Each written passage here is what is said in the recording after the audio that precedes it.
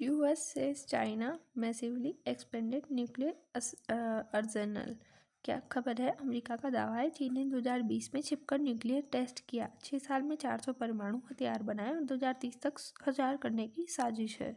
मुख्य खबर, अमेरिका और चीन के बीच तनाव है। 6 साल पहले 2020 में एक सीक्रेट न्यूक्लियर टेस्ट का आरोप लगाया गया। अमेरिकी विदेश विभाग के सचिव का बयान है कि फिर ये 22 जून 2020 लोकनूर चीन के पश्चिमी इलाके और अंडरग्राउंड न्यूक्लियर टेस्ट सेंटर पर विस्फोट हुए हैं।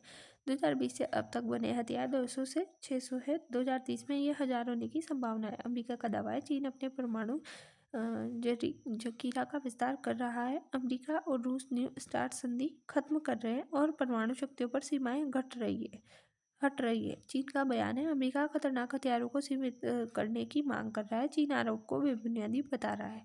एनपीटी परमाणु अप्रसार संधि हथियारों के प्रसार को रोकता है। 1970 में ये लागू हुआ था। अंतर्राष्ट्रीय संधि है और परमाणु ऊर्जा के शांतिपूर्ण उपयोग के लिए ये लाई गई थी। धीरे धीरे परमाणु निशस्त्रीकरण भी आ रहा है।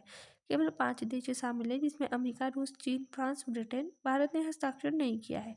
न्यू स्टार्ट संधि क्या है? तो अमेरिका रूस के बीच परमाणु हथियारों को कंट्रोल करने वाला ये समझौता है। इसका मकसद है हथियारों की संख्या पर कानूनी सीमा लगाना। 2010 में अमेरिकी राष्ट्रपति बराक ओबामा और रूसी राष्ट्रपति त्रिवेदी ने हस्ताक्षर किया। 2011 में लागू किया गया है।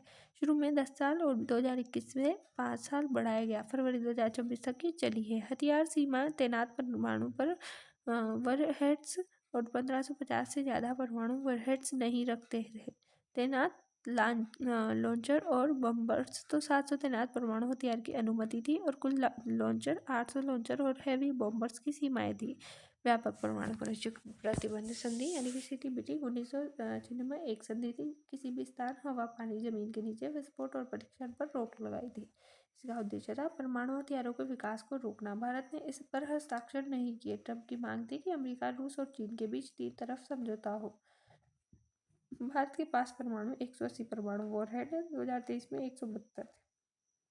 अब कैनिस्टराइज्ड मिसाइल टेक्नोलॉजी भी भारत के पास है। चीन के परमाणु हथियार बढ़ाने के मुख्य कारण महाशक्ति बनने का लक्ष्य, आधुनिकीकरण, सैन्य शक्ति का विस्तार, अमेरिकी प्रभाव को चुनौती देना।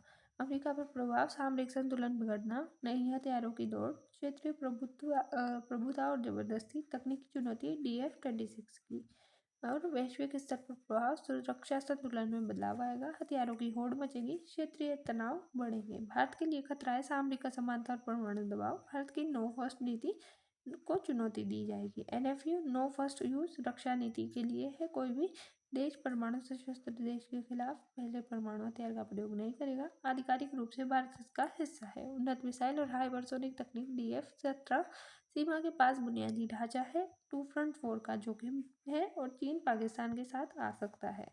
भारत को क्या करना चाहिए? अग्नि 5 पर काम कर रहा है तो 5000 से 7000 मारक क्षमता रखनी चाहिए। गहराई तक निशाना लगना चाहिए।